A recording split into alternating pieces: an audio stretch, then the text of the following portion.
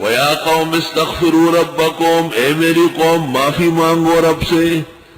ثُمَّ تُوبُوا إِلَيْهِ، پھر توبہ کرو اس کے حضور، يُرْسِلِ السَّمَاءَ عَلَيْكُمْ مِدْرَارًا، استغفار اور توبے کی برکت، برسا دے گا تم پر آسمان سے موسلادھار بارش، وَيَزِدْكُمْ قُوَّتَكُمْ إِلَىٰ قُوَّتِكُمْ، بڑھا دے گا تمہاری طاقت در طاقت، یہاں دو طاقتیں ذکر ہوئی، اور سورۃ نوح میں ہے وَيُمْدِدْكُمْ بِأَمْوَالٍ وَبَنِينَ، ایک طاقت مال ہے اور دوسرا بیٹا ہے، اور یہ تفسیر اس سال کی ہے، احسن التفاسیر کی پونجی ہے۔ یہاں اجمال کیا ہے کہ وہ تفصیل سورۃ نوح میں آ رہی ہے نا، قوت در قوت، بیٹے مال اور بیٹے،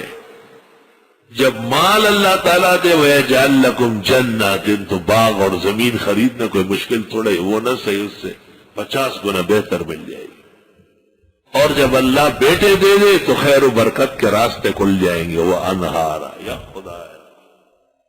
یمددکم باموال وبنین، یہ اصل پونجی ہے، وَيَجْعَلْ لَكُمْ جَنَّاتٍ وَيَجْعَلْ لَكُمْ أَنْهَارًا، یہ مال اور بیٹوں کی تفسیر ہے، قوة إلى قوة۔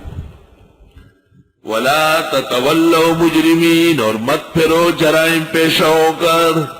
جب کوئی کہے آپ کو کہ میرا بیٹا نہیں، ان سے کہو استغفار کرو۔